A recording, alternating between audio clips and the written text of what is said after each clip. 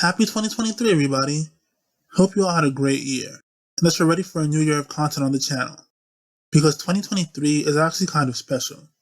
I probably already gave it away in the title, but this year is Nejima's 20th anniversary. Crazy, right? Mahou Sensei Negima first appeared in Kodansha's weekly shonen magazine on February 26, 2003. That's kind of a big deal. Think about when all the big shonen titles were released. Naruto's anime had debuted just a few months before. If things had gone a little bit differently, Negima could have been one of the big three. Or big four, I guess. Whatever. It's such a big deal that I didn't plan for it at all. Yeah, this is a little awkward, but the anniversary completely snuck up on me. I was just randomly thinking, Nejima's been around for a while. I wonder when the exact date was. Let me look it up. Oh crap, it's in like a month and I have nothing planned. I would have loved to make a super elaborate video that celebrates everything that makes this series so great, but I just didn't have the time. But I also didn't want to just skip over such an important milestone. So instead, this is going to be a lighter, more casual video, where I just talk about some of my favorite moments from the series. I am sorry if this video isn't edited very well, or if it feels rushed out. It's because I had a very short amount of time to put it together. I really do apologize for that, but I wanted to get this out as close to the date as possible. Hopefully it's not too bad. This is going to be a more relaxed video, so there are no real rules for the list. But it will be a list of moments, not necessarily fight scenes. Yes, Negima has incredible fights, but there's a lot of great stuff that has nothing to do with fighting. These are just the scenes that I thought were the most entertaining, dramatic, heartfelt, or whatever. The moment can still include a fight scene, but it is not part of the criteria. And keep in mind, there are way more than 10. Narrowing down this list was incredibly difficult. There's a lot of great stuff that I just couldn't include for the sake of time. Also, I'm going to be defining the word moment very loosely. Some of these entries last several moments, or even several scenes. But who cares? This is just for fun. And this way I get to talk about more stuff. And of course, these will all be my own personal opinions. Let me know if you agree, and tell me your top 10 down below. Now without any further ado, here are my top 10 Negima moments. Number 10, to defeat Rakan. Let's start off with something light. This is the scene leading up to the big fight with Rakan in the Magic World arc. When Neji and Kotaro finish their training, they come out of the Dioramasphere and scroll, and they just hype each other up for the fight. That's it. I know it's really small and isn't even needed, but I love this moment. I just love Neji and Kotaro's relationship in general. I really believe that they're best friends, in that way that only little kids really can be. They're also two of each other's only friends. Yeah, they do have a lot of people that they are close to, but Neji and Kotaro are two of the only people in the world that they can completely let their guards down and be themselves with. There were a ton of moments I could have chosen to represent their friendship, but I went with this one because it just feels so wholesome to me. Rakan was built up as an invincible opponent they couldn't possibly defeat. They had to train themselves to the brink just to have the slightest chance against him. Now the fight is about to start. They should be absolutely terrified, but not only is Neji uncharacteristically confident, they both seem so relieved. Which does make sense. They're out of time. There's nothing else they can do. For better or worse, it'll all be over soon. I think we've all experienced that feeling when overwhelming stress turns into calmness. But what really gets me is that they encourage each other. Instead of adding pressure, they just tell each other, yeah, we got this, let's go. And then they fist bump each other hard enough to make shockwaves. I don't know why, but that just feels so Negima to me. I could have chosen pretty much any Neji Kotaro moment for this spot, but this one just stuck out to me. It's wholesome, it's funny, it builds suspense and anticipation for the fight. It's just perfect. Number 9, date with a bookstore. For this spot, I chose Neji's date with Norika in the school festival. I know halfway through Neji gets possessed by the World Tree and becomes the kissing Terminator, which is entertaining in its own way, but my pick is the date itself. Norika is one of my favorite characters, so it's nice to see her finally get a date with her crush, and it's just cute. Harem manga by definition have a bunch of different girls that are required to be in love with the protagonist for whatever reason, and I get it, that's the genre. But Norika and Neji do have legitimate chemistry. Nothing about it feels forced. They bond over their mutual love of books and talk to each other really naturally. There is also a subplot about Noriko wanting to kiss Neji, and you might say that this is kind of sexist or even misogynistic because the female character's only goal is to get together with the male lead. And you certainly could make that argument, but for me, I think it works because, 1. By this point, Noriko has already established herself as a unique character, separate from Neji. And 2, that is something that people really think about at that age. What teenager isn't preoccupied with dating and relationships? That being said, I probably wouldn't like it if not for the ending. They share an intimate moment, and she reveals why she likes Neji. He has a clear goal that he's trying his hardest to achieve, and she really admires that. But honestly, the reason almost doesn't matter to me, as long as there is one. When I was rereading the first 2 arcs from my reviews, I realized that even though I love her, Noriko doesn't have any reason to be in love with Neji. She just kind of is. Because he's the protagonist, I guess. Yeah, I know it's a harem, but that's just not good enough for Noriko. This scene tells us specifically what attracted her to him, and it's a good reason. It's not just because he's a cute boy, but because he's motivated and a hard worker. Those are great qualities to admire. Not only does it fix the previous problem I had, it also furthers the relationship.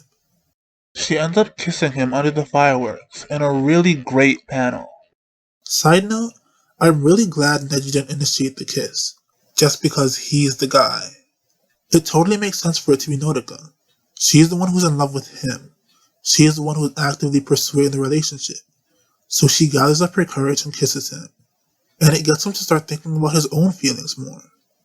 He already kissed lots of people for the Pact DM, but this was different. It's the first purely romantic kiss in the series, and it sticks with him. He already knew how she felt about him, but he was always unsure about his own feelings. Now he's starting to question, maybe I do like Noriko that way. Not much else to say, just a cute moment from my favorite couple. Number 8. Trump Card Glory. There isn't really a lot of emotional weight to this one, it's just cool. This is during the match against Rakan, and this is the best choreographed fight in the entire series. I probably didn't need to tell you that. I'm sure you've all read it 100 times. It was hyped up so much. We keep hearing about how Rakan is invincible, and how much Neji has trained and planned for this fight, and it's great. We see him bust out a Reiten Taiso for the first time, and use his artifact, and all this other crazy stuff. But it doesn't work. Despite his best efforts, Rakan puts him in the dirt. Then, after losing more blood than I think is contained in the human body, he manages to get back up. He's still not done. Even after the sheer insanity of the Mill Vincula and Reiten Taiso, he still has 3 more trump cards. Even after all these years, I still remember this panel of Neji crossing his arms over his chest saying, "Trump card number 3. I was like, what? You still have more? And of course, the fight that ensues after is incredible. But this moment is really just about the hype of Neji revealing his trump cards. Hell, just revealing that he still has trump cards is great. That it might not all be over, that he could still snatch victory from the jaws of defeat. What is his 3rd trump card going to be? Will it be enough to take out Rakan? The anticipation had us all on the edge of our seats. I had to make room for it on this list. Number 7. Good Morning, Chisame-san. This one just warms my heart. This is when Neji was first learning Magia Erebia in the magic world. He's fighting a copy of Eva in his mind, while Chisame takes care of his physical body. Because even though the fight is only in his head, he still gets real injuries. And if Neji fails this test, he will die. She can cancel the trial altogether by just stabbing the scroll with a special dagger, but then Maggie Arabia will be closed off to him forever. And in the worst case scenario, he will be unable to use magic at all. So the stakes are high. Chisame spent 2 full days not just treating his wounds, but debating whether or not to stab that scroll. You might be wondering why I'm putting a Neji Chisame moment above the Neji Norika moment, even though I just said they were my favorite couple, which they are. But to me, this scene isn't about romance. Sure, you could take it that way, that's probably how it was intended, but for me, I just see a person worrying about someone she cares about, and it wouldn't change anything if Neji was a friend, a family member, or a love interest. Sure, we know he's going to be fine, he's the main character, but she doesn't know that. For her, there is a significant chance that he will never wake up, and every hour those odds get worse and worse. She wants to believe he can do it, but what if he can't? She'll have to look his sister in the eye and tell her, "Your little brother is dead, and I could have saved him." She just can't do it, and decides to stab the scroll. She can finally release all the anxiety and stress she built up over the past 2 days and 2 nights. Sure, he didn't get the dark magic, but who cares? He's alive. Of course, Neji wakes up at that exact moment and catches the knife in between his fingers. But what really gets me about this is what he says. After everything Chisame just went through, she is drained, mentally and emotionally. But he just looks up at her, gives her a big smile, and says, "Good morning, Chisame-san." With those 3 words, everything was suddenly okay. He could have been really mad at her for trying to cancel the trial, but instead, she's just like, "I slept great, how was your night?" She felt really bad about stabbing the scroll, but he doesn't blame her for it.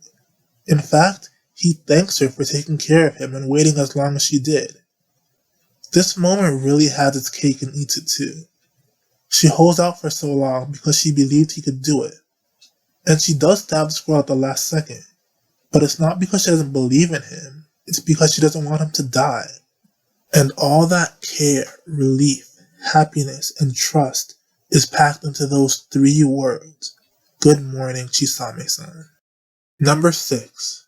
Until the end of the world. Let's move away from Neji for a minute and focus on his parents. Specifically, the video Kurt shows that takes place immediately after the war 20 years ago.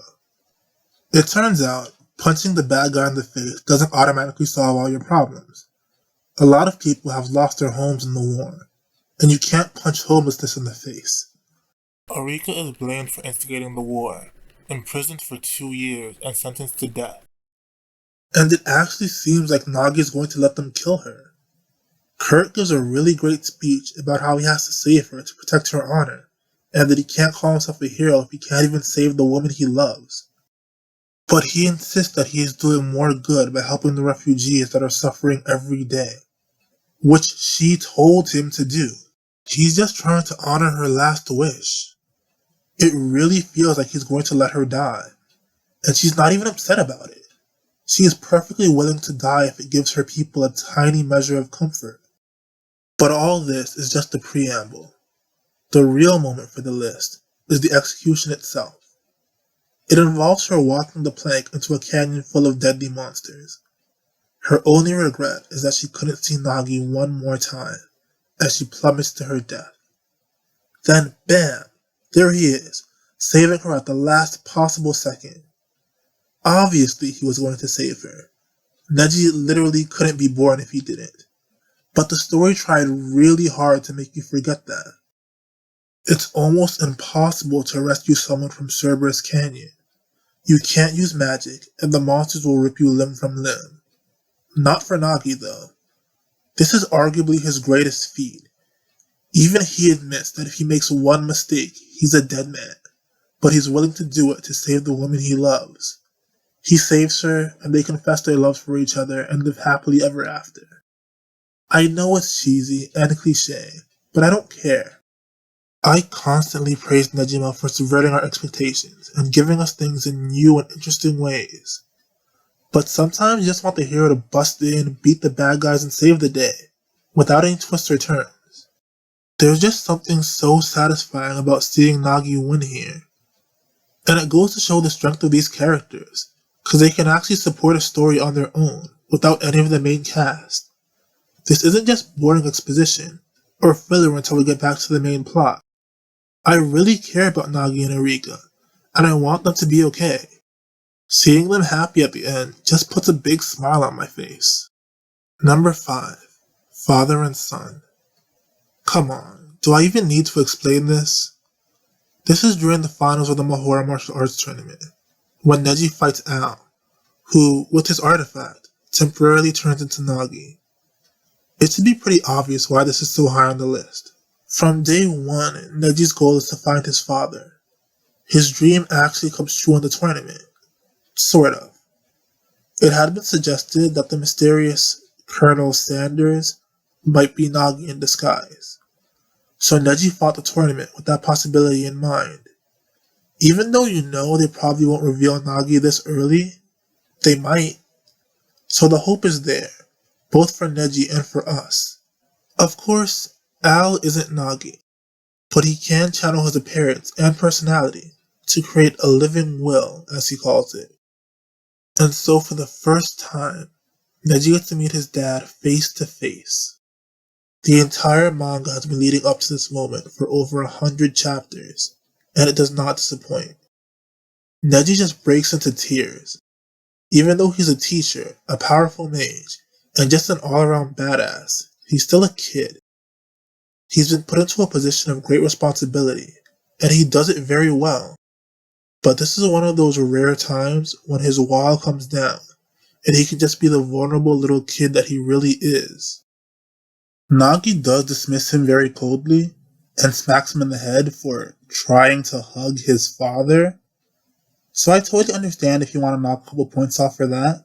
You could even make a toxic masculinity argument when he tells Neji that boys shouldn't cry. But I think it works, because it's totally in character for Nagi. Remember, this version of Nagi isn't a father yet. He doesn't know anything about kids, much less a kid as complicated as Neji. All he really knows how to do is fight, so that's what he does with Neji. Not because he just loves fighting so much, but because it's the only way he can think of to connect with his son. They only have a few minutes together, but instead of exchanging words, they exchange fists. It especially gets to me when Neji says, "Even if it's only for a second longer, I want to be like this with you." He knows he's completely outclassed. There's no way he can win, but he's still trying to hold on for as long as he can, because when the fight's over, his dad is gone again.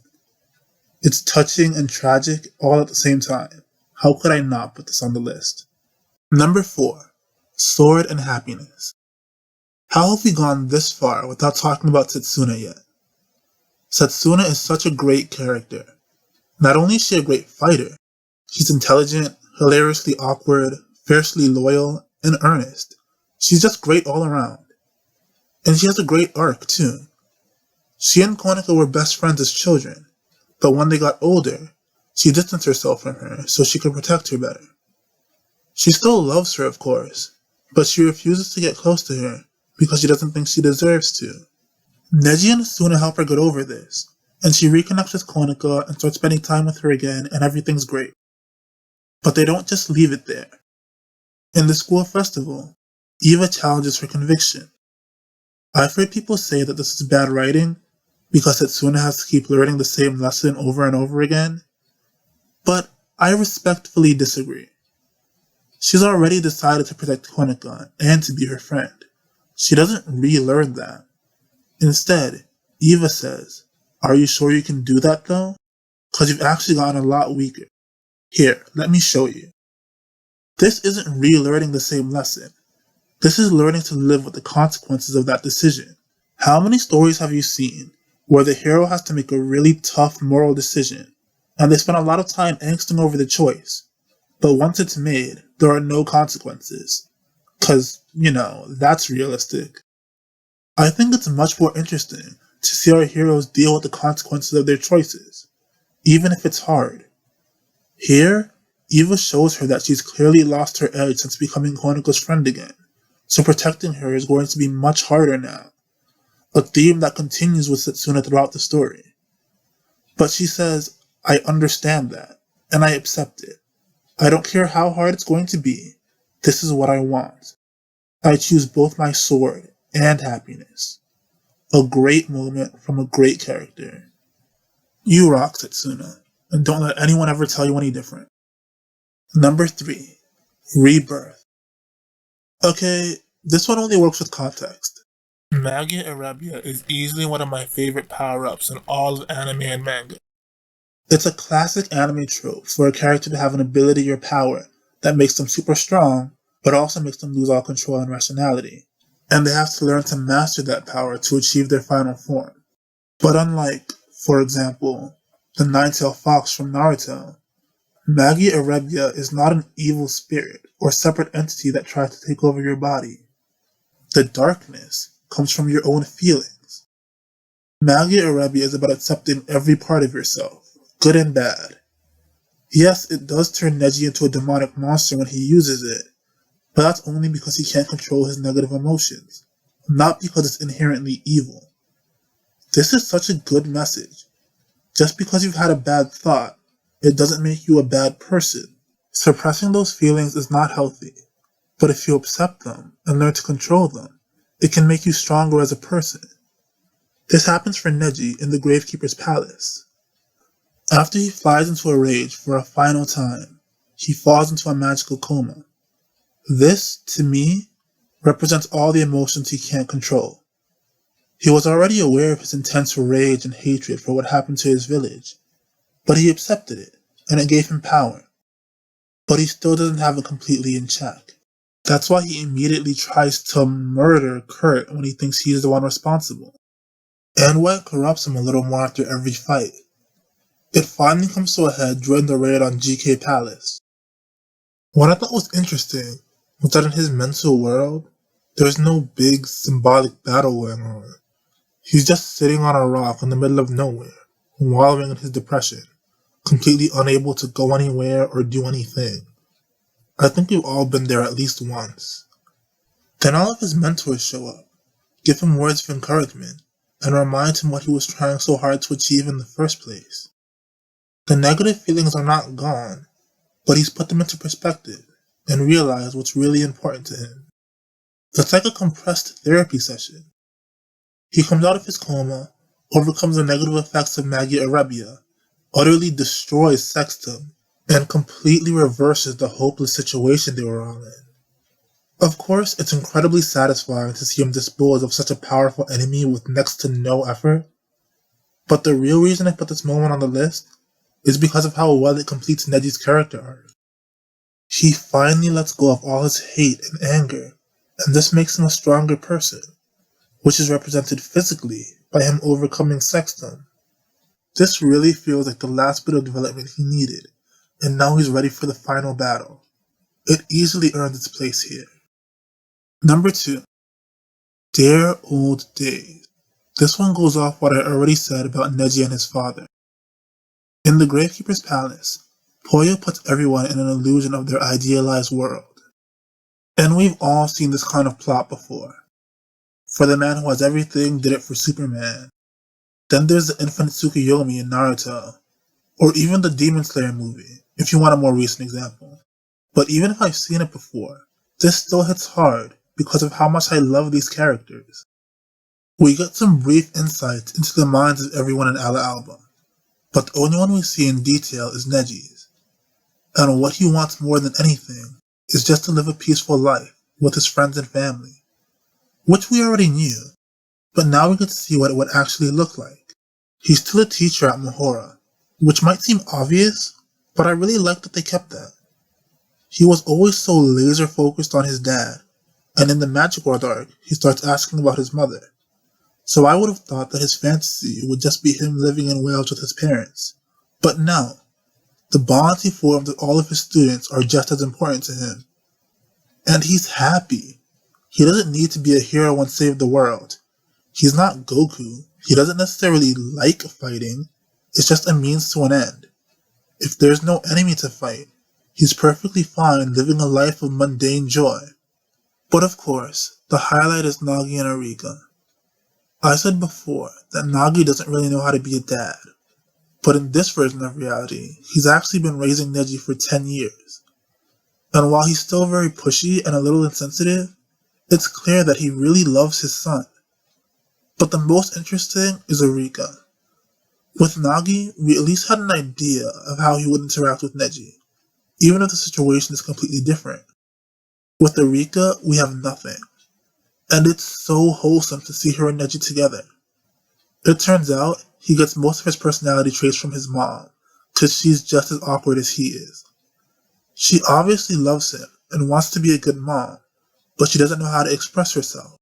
And it's adorable to watch her emotionally stumble through their interactions. Ironically, it just makes it more genuine. When Neji goes to spend the night with his parents, he admits that he is really, truly happy. Which is what makes him realize it's all fake. How sad is that? What, I'm happy? Nah, this has gotta be an illusion or something. Neji, you need therapy, man. But the part that really hit me in the feels are two lines right at the end. When Zazi asks if he doesn't want to sleep on his mother's lap for just one night. Ah, my heart! That is some powerful imagery. Because even though it's such a basic thing that we've all done as children, Neji has never experienced it in his entire life. Then he answers that if he did stay any longer, he would never be able to leave. He isn't some perfect saint of a person that would never yield to temptation. He really wants to stay, and it takes everything in him to leave. And it's not like he can just do this in real life. Zazi says in no uncertain terms that this particular situation is something he can never achieve. So he's giving up his happy life with his parents forever. With so many feels, both happy and sad, I had to give this number 2. Number 1. The final battle. Okay, I fully admit, I'm cheating with this one. Because this scene isn't actually in Negima. It's in UQ Holder. But I think I can get a little bit of a pass because it doesn't actually involve any UQ Holder characters. It's a flashback that takes place during the time that the original manga skipped over. So I'm still counting it as a Negima moment. But why am I putting this one above all the others? Well, for starters, it ends the story. I probably don't need to tell you at this point that Negima was cancelled prematurely. There is no resolution to the main story, and instead, we got sort of a where are they now epilogue. And every Negima fan worth their white wig badge was pissed. I remember when I read it, I almost went through the 5 stages of grief. At first, I was just shocked and in disbelief that they would even do that. Then, flat out pissed off that we were cheated out of a climax. Until I finally just accepted that we weren't getting any more Negima, and I should just be happy with what we have. But then UQ Holder came out. And while I like UQ Holder a lot, it doesn't pick up where Negima left off. Even though it uses some of the same characters and plot points, it more or less tells its own story. Except for this flashback. We finally jump back to the time period of Negima, and get the closure we all desperately needed. Don't worry, I won't spoil it for you if you haven't read it, but it does not disappoint. This is everything we wanted the ending of Negima to be. It ties up all the loose ends, it's entertaining, and everyone is in character. Considering Akamatsu hasn't written these characters in years, there was always a chance they might be a little bit off. But nope, Neji, Fate, Asuna, and everyone else are all exactly as you remember them. Even the characters that barely have any dialogue. It's like they never left. And that's really what makes this moment so great. The fight choreography isn't really anything spectacular, at least not by Negima standards. But just seeing the crew together again after so long. They're not even doing anything meaningful, they're just hitting things. But the fact that they're there at all, when I thought I'd never see them again, sent all those emotions rushing back, and made me remember all the moments on this list. I may not have physically shed tears, but I cried in my heart. Even beyond all the emotional closure, it also closes the narrative properly. This isn't just some quick exposition to explain what happened in between the series. This is a fully realized conclusion to the story we'd all been following for years, and I could not ask for anything more. But that's my list. Obviously, I couldn't include every great moment. It really kills me that I couldn't get at least one from the Kyoto arc, because I think that arc is amazing. But there weren't any individual moments that I thought really stood out on their own. Or at least, none that stood out any more than the 10 I just talked about. But what do you guys think? Do you agree with my picks? What are your favorite Negima moments? How long have you been a Negima fan? Were you there from the very beginning, or did you come on later? For me, I think I started reading in middle school, so around 2008-ish. What about you guys? I want to hear all about it in the comments below. But that's it for this video. Again, I do apologize for the quality. The next one should be better. If you don't want to miss it, don't forget to subscribe, click that bell, and I'll see you all there.